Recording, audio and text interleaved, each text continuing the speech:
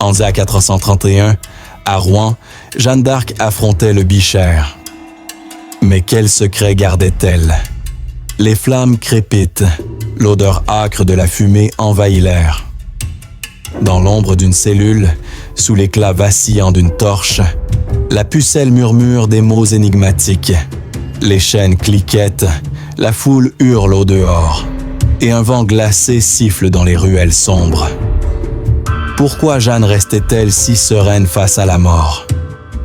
Était-ce une foi inébranlable, un mystère divin, ou une vérité cachée dans son cœur?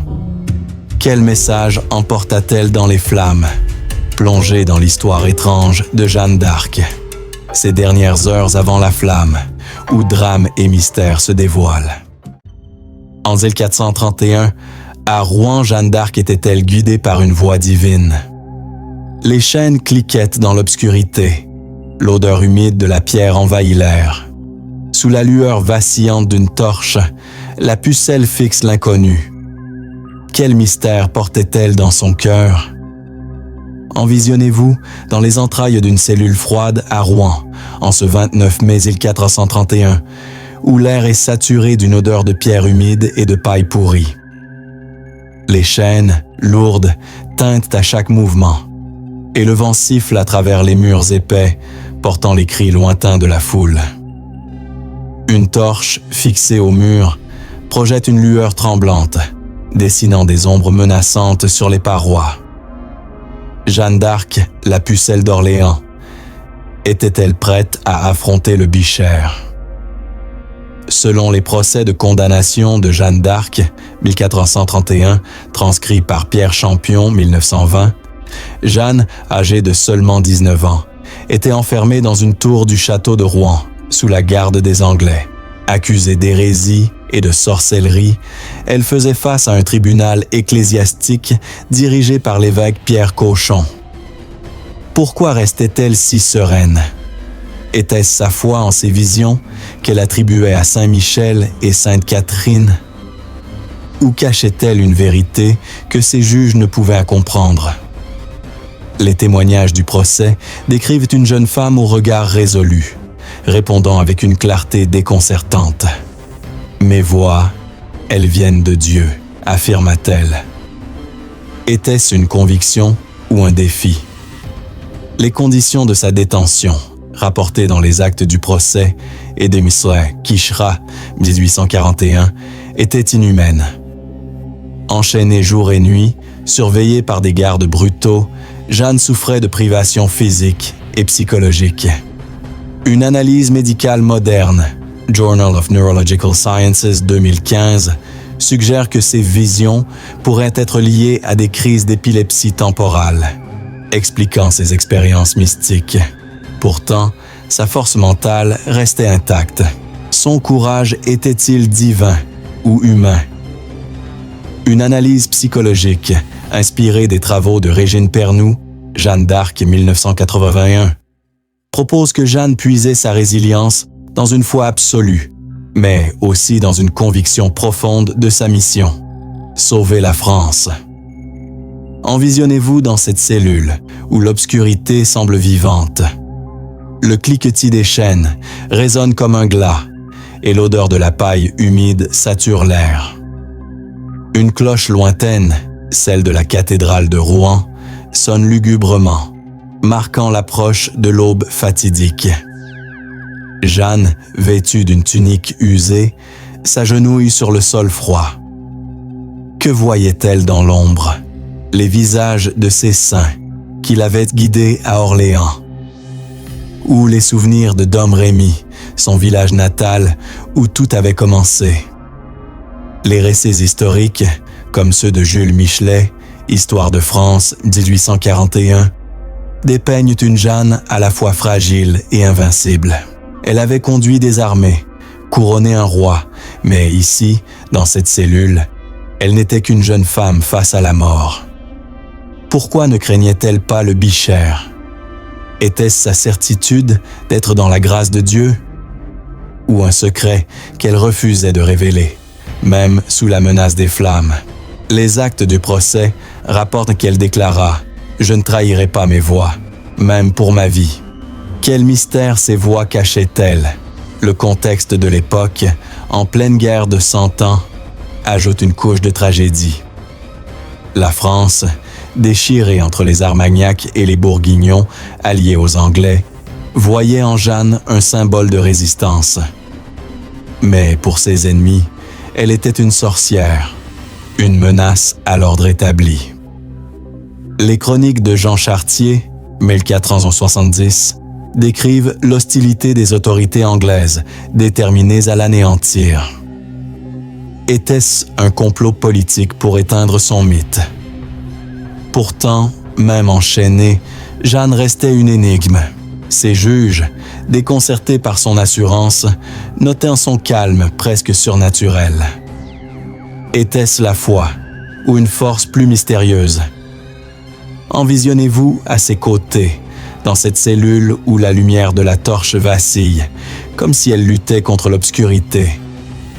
Le vent siffle, portant les échos des cris de la foule qui réclame sa mort.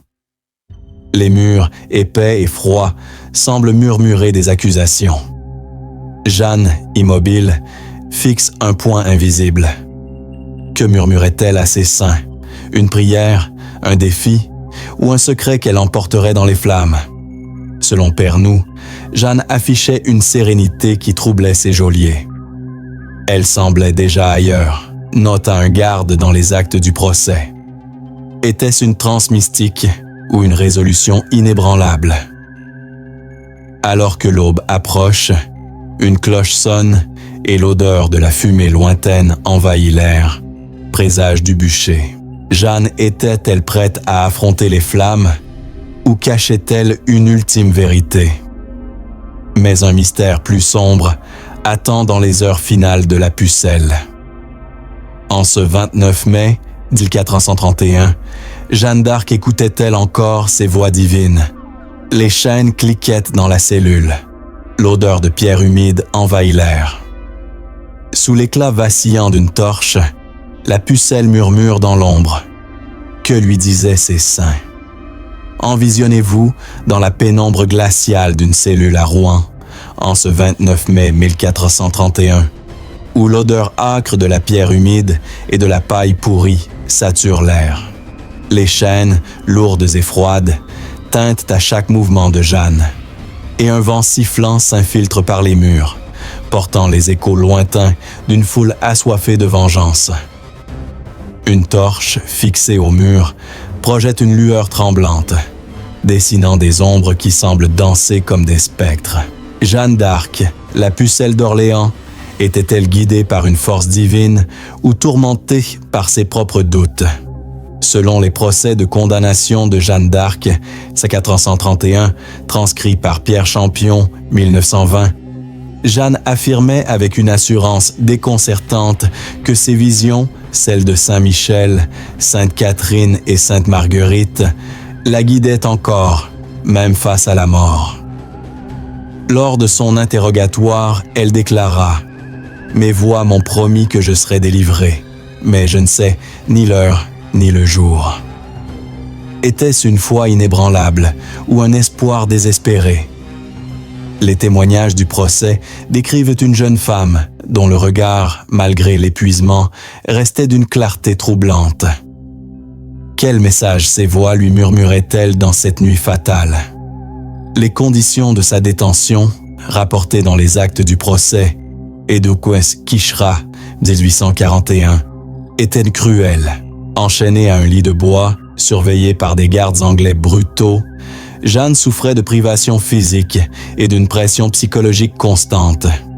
Une analyse médicale moderne, Journal of Neurological Sciences 2015, propose que ces voix pourraient être liées à des crises d'épilepsie temporale, provoquant des hallucinations auditives. Pourtant, cette explication ne rend pas justice à la force de sa conviction. Était-ce une maladie ou un don divin? Une analyse psychologique, inspirée des travaux de Régine Pernoud, Jeanne d'Arc 1981, suggère que Jeanne puisait sa résilience dans une foi absolue, renforcée par une mission qu'elle croyait ordonnée par Dieu, libérer la France. Mais pourquoi restait-elle si calme face à la mort? Envisionnez-vous dans cette cellule où l'obscurité semble palpiter. Le cliquetis des chaînes résonne comme un écho de chaînes brisées, celle de la France qu'elle avait libérée. Une cloche lointaine, celle de la cathédrale de Rouen, sonne lugubrement, comme un glas annonçant l'aube fatidique. L'odeur de la paille humide se mêle à celle de la cire brûlante de la torche, tandis qu'un courant d'air glacé traverse la pièce. Jeanne, agenouillée, murmure des prières. Que voyait-elle dans l'ombre? Les visages de ses saints qui l'avaient guidée à Orléans et à Reims. Ou les souvenirs de Domrémy, où une voix céleste l'avait appelée pour la première fois. Les récits historiques, comme ceux de Jules Michelet, Histoire de France, 1841, dépeignent Jeanne comme une figure à la fois fragile et héroïque. Elle avait couronné Charles VII, défié des armées, mais ici, dans cette cellule, elle n'était qu'une jeune femme face à un tribunal implacable. Pourquoi ne craignait-elle pas le bûcher? Était-ce sa certitude d'être dans la grâce de Dieu? Ou un secret qu'elle refusait de révéler, même sous la menace des flammes?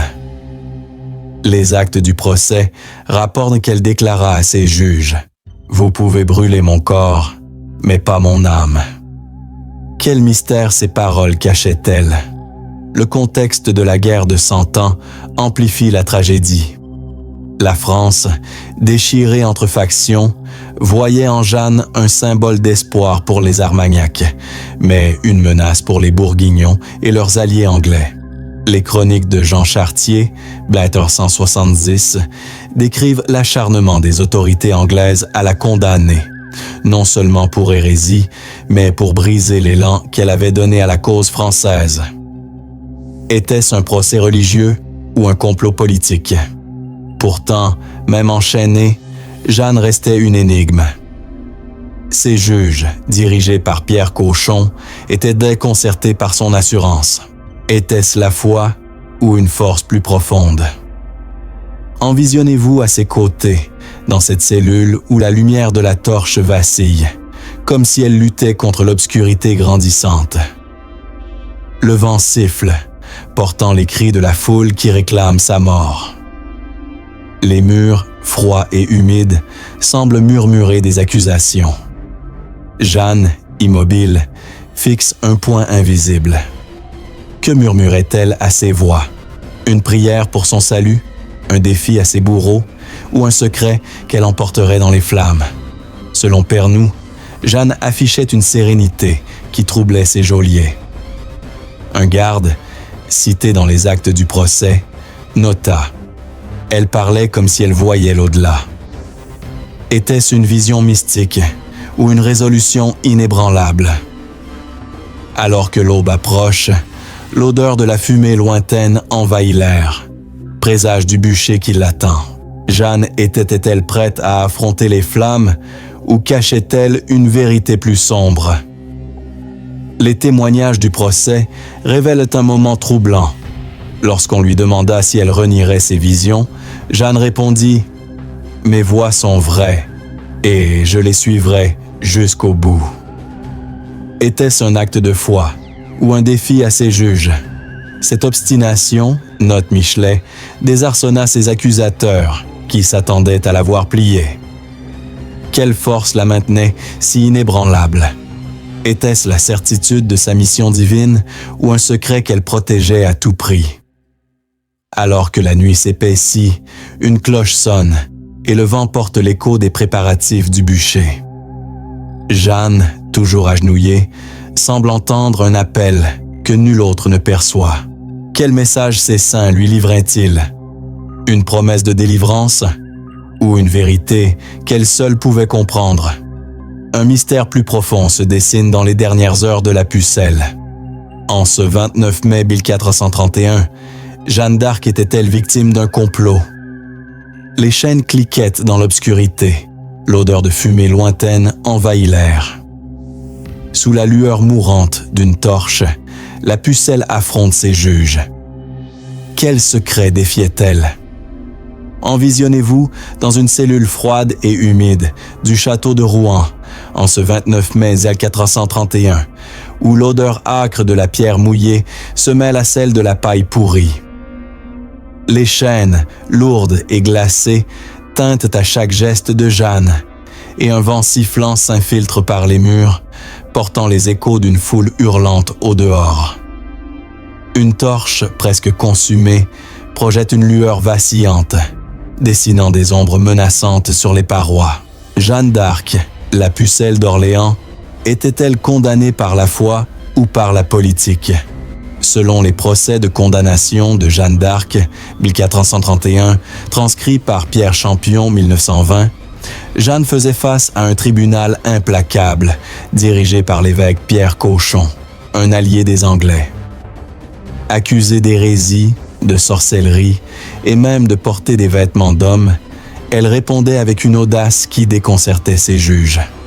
« Je n'ai fait que suivre la volonté de Dieu », déclara-t-elle selon les actes du procès, Edequa Quicherat, 1841. Pourquoi ces paroles troublaient-elles ses accusateurs?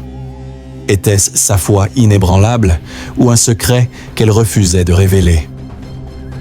Les témoignages du procès décrivent une jeune femme dont le calme semblait défier l'autorité du tribunal. Était-ce du courage ou une conviction plus mystérieuse? Les conditions de sa détention, décrites dans les actes du procès, étaient brutales. Enchaînée jour et nuit, surveillée par des gardes hostiles, Jeanne souffrait d'épuisement physique et mental. Une analyse médicale moderne, Journal of Neurological Sciences 2015, suggère que ces visions pourraient être liées à des crises d'épilepsie temporale, provoquant des hallucinations auditives.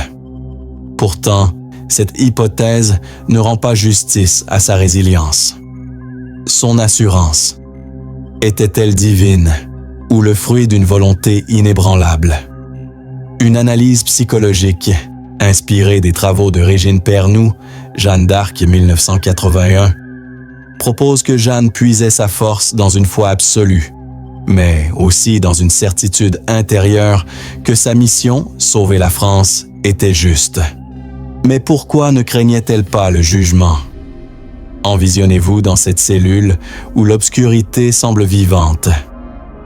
Le cliquetis des chaînes résonne comme un défi, et l'odeur de la paille humide sature l'air. Une cloche lointaine, celle de la cathédrale de Rouen, sonne lugubrement, marquant l'approche de l'aube fatidique.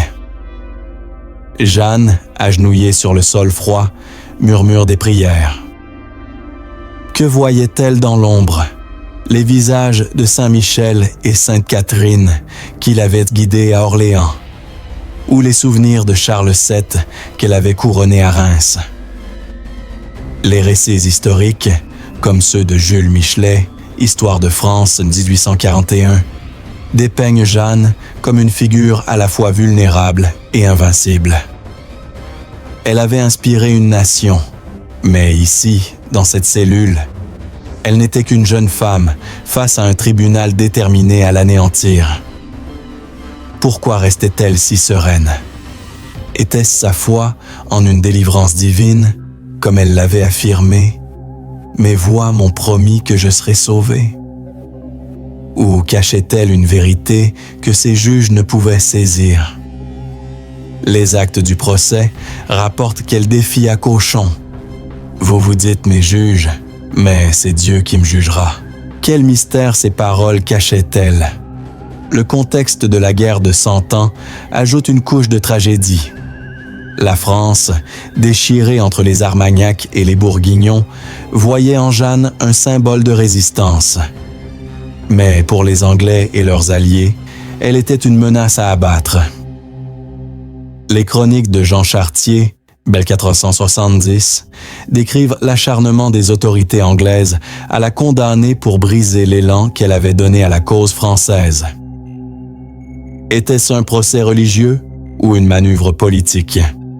Les accusations d'hérésie, note Michelet, semblaient masquer un objectif plus terre-à-terre, éliminer une héroïne qui galvanisait l'ennemi. Jeanne était-elle victime d'un complot? Envisionnez-vous à ses côtés, dans cette cellule où la lumière de la torche vacille, comme si elle luttait contre l'obscurité grandissante. Le vent siffle, portant les cris de la foule qui réclame sa mort. Les murs, épais et froids, semblent murmurer des accusations. Jeanne, immobile, fixe un point invisible. Que murmurait-elle à ses saints? Une prière pour son salut? Un défi à ses bourreaux? Ou un secret qu'elle emporterait dans les flammes? Selon Pernoud, Jeanne affichait une sérénité qui déconcertait ses geôliers. Un clerc, cité dans les actes du procès, nota « Elle parlait comme si elle était déjà auprès de Dieu ». Était-ce une transe mystique ou une résolution inébranlable? Alors que l'aube approche, l'odeur de la fumée lointaine envahit l'air, présage du bûcher qui se prépare. Jeanne était-elle prête à affronter les flammes ou cachait-elle une vérité plus profonde? Les témoignages du procès révèlent un moment troublant. Lorsqu'on lui demanda si elle craignait le feu, Jeanne répondit « Je crains Dieu seul et je lui rends mon âme ». Était-ce un acte de foi ou un défi à l'histoire? Cette obstination, note Michelet, désarçonna ses juges, qui s'attendaient à la voir plier sous la menace. Quelle force la maintenait si inébranlable? Était-ce la certitude de sa mission divine ou un secret qu'elle protégeait à tout prix? Alors que la nuit s'épaissit, une cloche sonne et le vent porte l'écho des préparatifs du bûcher. Jeanne, toujours agenouillée, semble entendre un appel que nul autre ne perçoit. Quel message ces voix lui livraient-ils? Une promesse de rédemption ou une vérité qu'elle seule pouvait comprendre? Une révélation plus sombre se dessine dans les derniers instants de la pucelle. En ce 29 mai 1431, la foi de Jeanne d'Arc était-elle son dernier rempart? Les chaînes cliquettent dans l'obscurité, l'odeur de fumée envahit l'air. Sous l'éclat mourant d'une torche, la pucelle affronte ses doutes. Quel mystère la maintenait intacte? Envisionnez-vous dans la pénombre glaciale d'une cellule à Rouen, en ce 29 mai 1431, où l'odeur âcre de la pierre humide se mêle à celle de la fumée lointaine, présage du bûcher. Les chaînes, lourdes et froides, teintent à chaque mouvement de Jeanne, et un vent sifflant s'infiltre par les murs, portant les cris d'une foule assoiffée de sang. Une torche, presque éteinte, projette une lueur vacillante, dessinant des ombres qui semblent murmurer des reproches. Jeanne d'Arc, la pucelle d'Orléans, était-elle prête à livrer son âme aux flammes? Selon les procès de condamnation de Jeanne d'Arc, 1431, transcrits par Pierre Champion, 1920, Jeanne, face à un tribunal implacable, maintenait une assurance qui déconcertait ses juges. Interrogée sur ses visions, elle déclara « Mes voix sont de Dieu, et je ne les renierai jamais ». Était-ce une foi inébranlable ou un défi à ses bourreaux? Les témoignages du procès, rapportés dans les actes du procès, Édien Quicherat, 1841, décrivent une jeune femme dont le regard, malgré l'épuisement, semblait percer l'obscurité. Quel secret ses yeux cachaient-ils? Était-ce la certitude de sa mission divine ou une vérité qu'elle refusait de révéler, même sous la menace du feu? Les conditions de sa détention étaient inhumaines. Enchaînée à un lit de bois, surveillée par des gardes anglais brutaux, Jeanne souffrait de privations physiques et d'une pression psychologique constante. Une analyse médicale moderne, Journal of Neurological Sciences 2015, suggère que ces visions pourraient être liées à des crises d'épilepsie temporale, provoquant des hallucinations auditives. Mais cette explication ne rend pas justice à sa force intérieure. Son courage. Était-il divin ou humain? Une analyse psychologique, inspirée des travaux de Régine Pernoud, Jeanne d'Arc, 1981, propose que Jeanne puisait sa résilience dans une foi absolue, mais aussi dans une conviction profonde que sa mission, libérer la France, était ordonnée par Dieu. Pourquoi ne craignait-elle pas le bichère? Envisionnez-vous dans cette cellule où l'obscurité semble vivante. Le cliquetis des chaînes résonne comme un écho de sa lutte, et l'odeur de la paille pourrie sature l'air. Une cloche lointaine, celle de la cathédrale de Rouen, sonne lugubrement, marquant l'approche de l'aube fatidique. Jeanne, agenouillée sur le sol froid, murmure des prières. Que voyait-elle dans l'ombre? Les visages de Saint Michel, Sainte Catherine et Sainte Marguerite qui l'avaient guidée à Orléans. Ou les souvenirs de Dom Rémy, où une voix céleste l'avait appelée pour la première fois.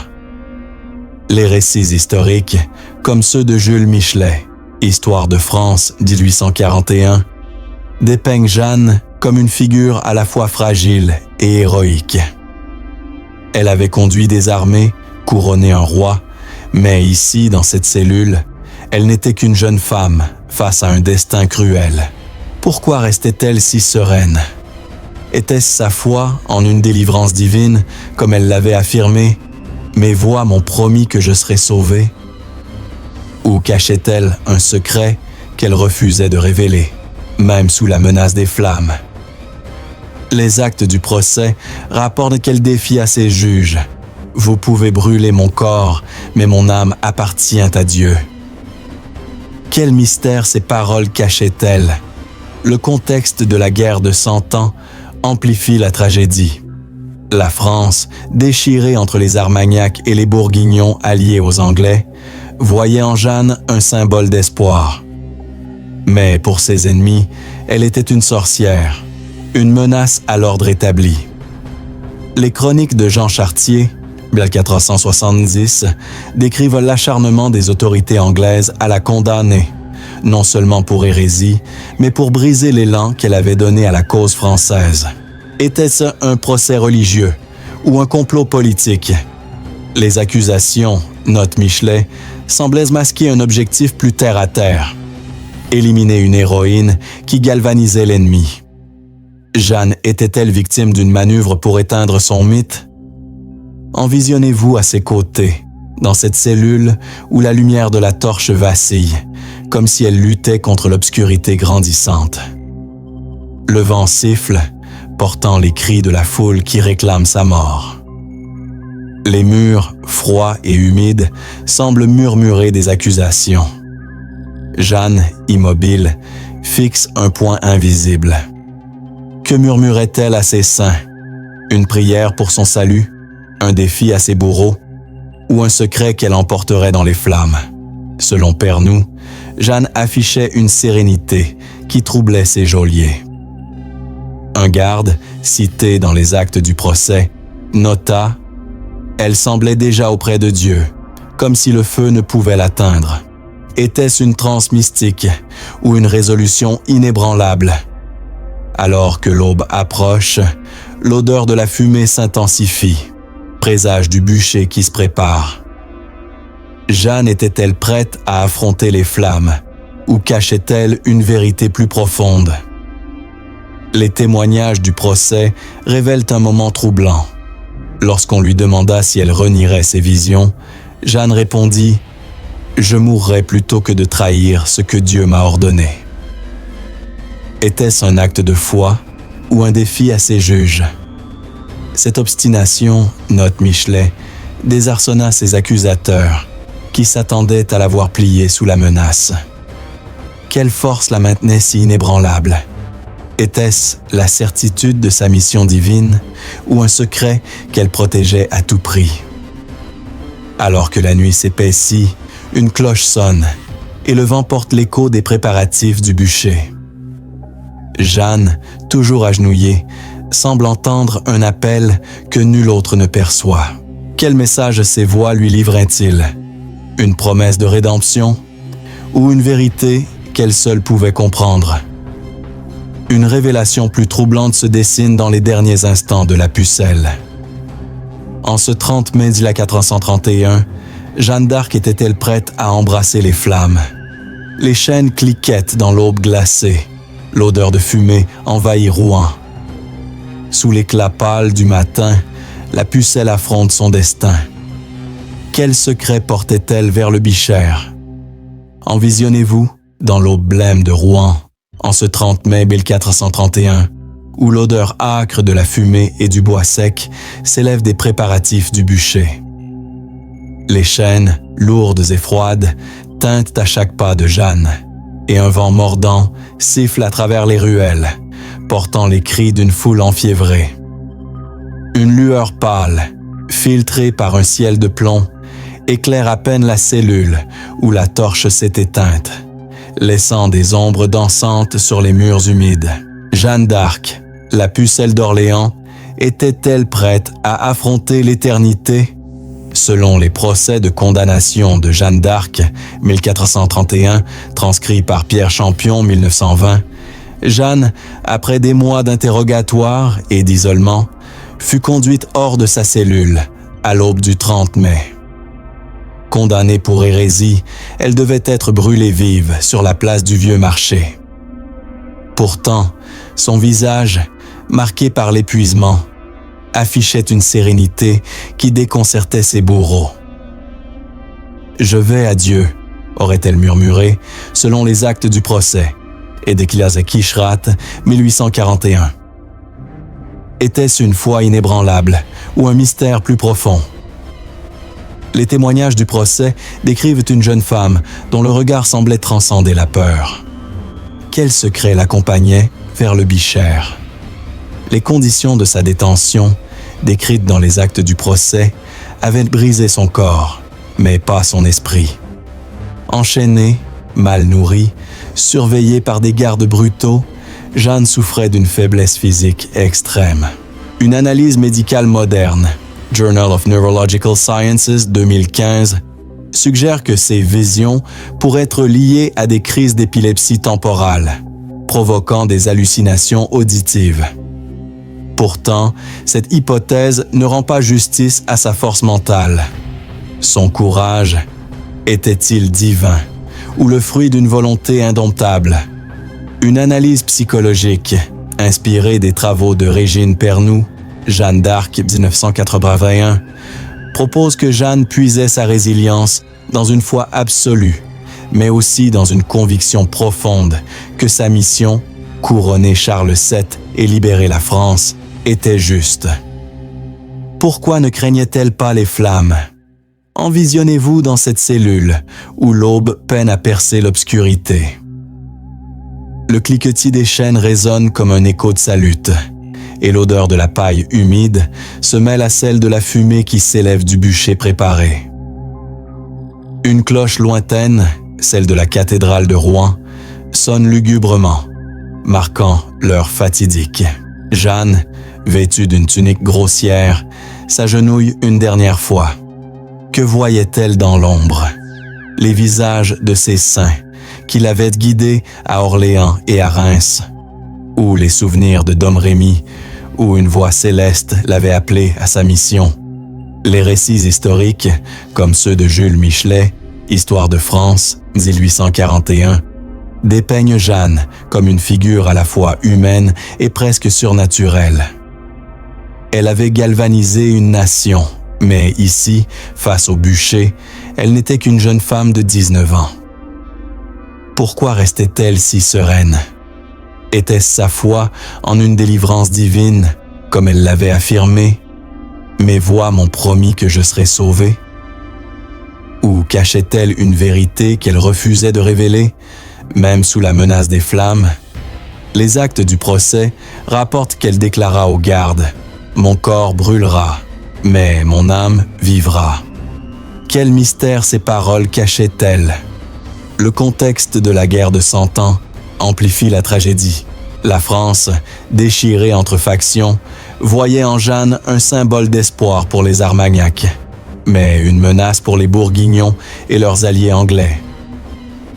Les chroniques de Jean Chartier, 1470, décrivent l'acharnement des autorités anglaises à l'éliminer pour briser l'élan qu'elle avait donné à la cause française. Était-ce un procès religieux ou une exécution politique?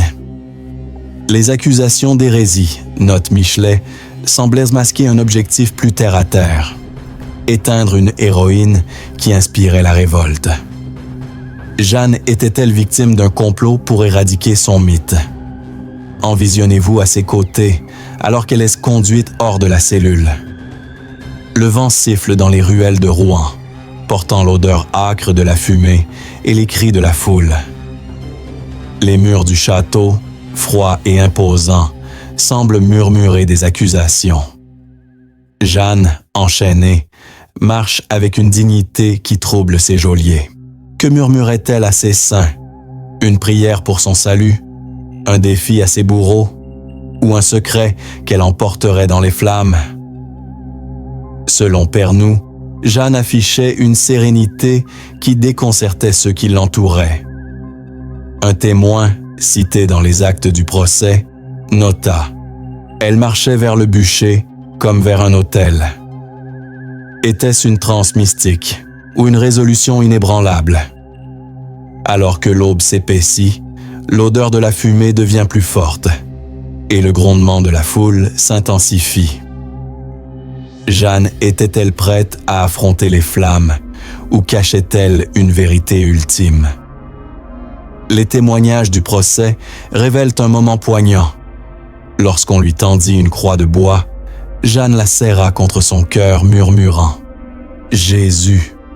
Était-ce un acte de foi ou un dernier appel à la miséricorde? Cette obstination, note Michelet, désarçonna ses bourreaux, qui s'attendaient à la voir plier sous la peur. Quelle force la maintenait si inébranlable? Était-ce la certitude de sa mission divine ou un secret qu'elle protégeait à tout prix? Alors que l'aube cède la place au jour, les cloches sonnent et le vent porte l'écho des flammes qui s'élèvent. Jeanne, conduite vers le bûcher, semble entendre un appel que nul autre ne perçoit. Quel message ces voix lui livraient-ils? Une promesse d'éternité ou une vérité qu'elle seule pouvait comprendre? Une révélation finale se dessine dans les derniers pas de la pucelle.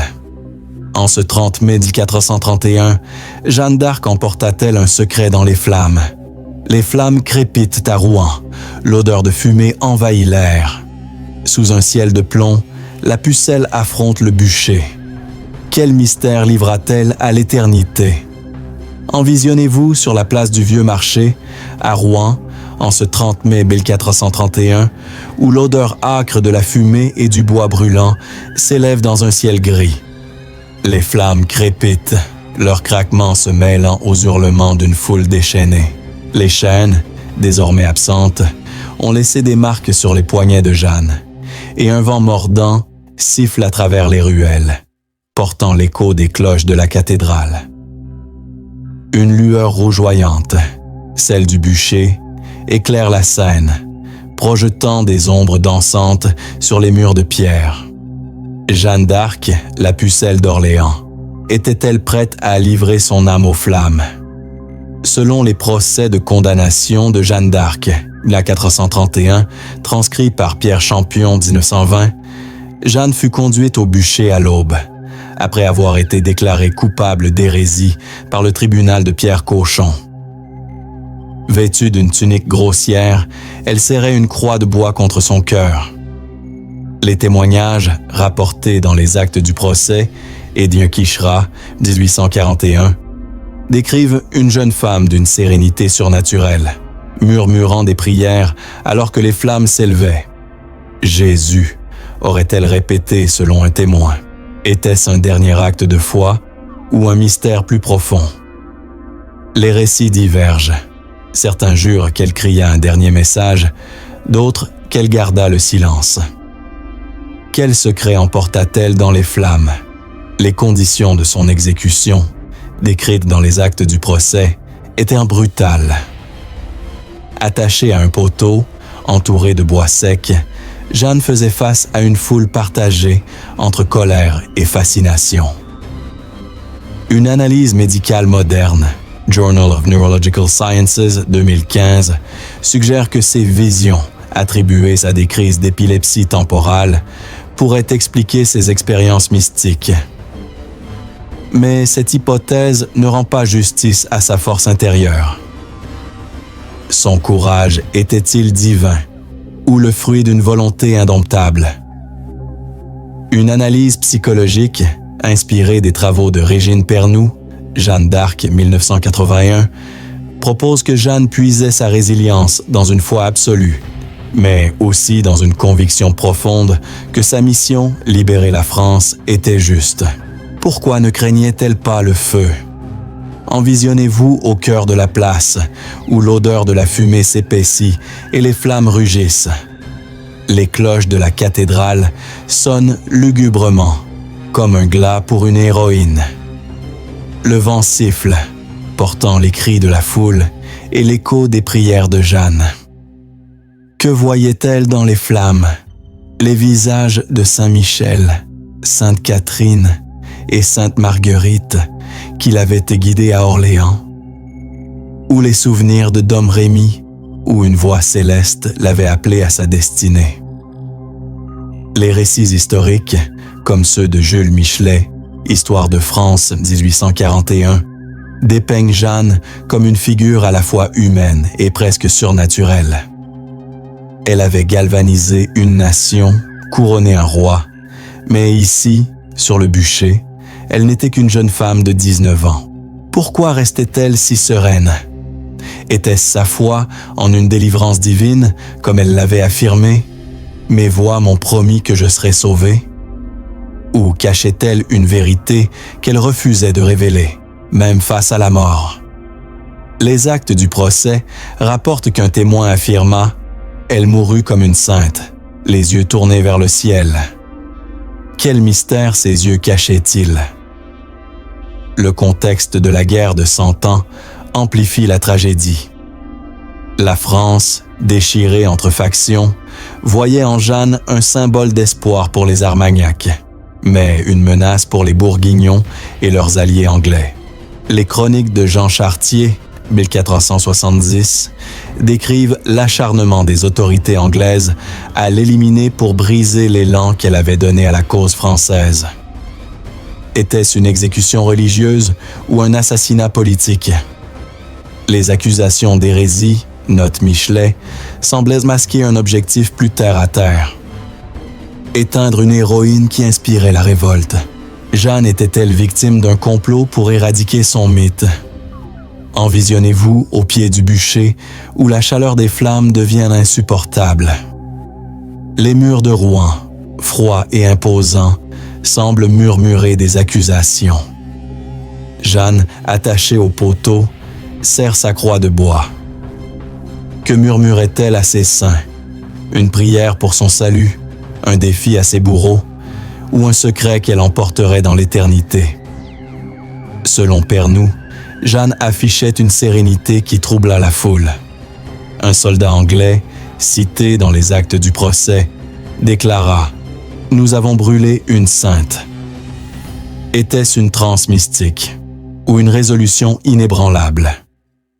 Alors que les flammes s'élèvent, l'odeur de la fumée envahit tout et les cloches sonnent un dernier glas. Jeanne était-elle prête à affronter l'éternité ou cachait-elle une vérité ultime? Les témoignages du procès révèlent un moment poignant. Alors que les flammes l'enveloppaient, Jeanne cria « Jésus !» Était-ce un dernier appel à la miséricorde ou un message à l'histoire? Cette obstination, note Michelet, désarçonna la foule, qui passa de la colère à l'effroi. Quelle force la maintenait si inébranlable? Était-ce la certitude de sa mission divine ou un secret qu'elle protégeait à tout prix? Conclusion finale. Alors que les flammes consument le bûcher, une vérité choquante émerge des cendres. Une croix retrouvée dans les décombres portait-elle un message caché? Selon des archives posthumes, documents sur Jeanne d'Arc 1850, un témoin affirma que Jeanne, dans ses derniers instants, avait murmuré un mot inaudible, peut-être un nom ou une prière. Était-ce une allusion à une mission inachevée? Un regret pour la France qu'elle avait sauvée? Ou un secret divin qu'elle emporta dans l'éternité? Le mystère de Jeanne d'Arc restera à jamais gravé dans l'histoire. Si ce récit vous a captivé, découvrez d'autres mystères historiques en vous abonnant et en partageant vos réflexions.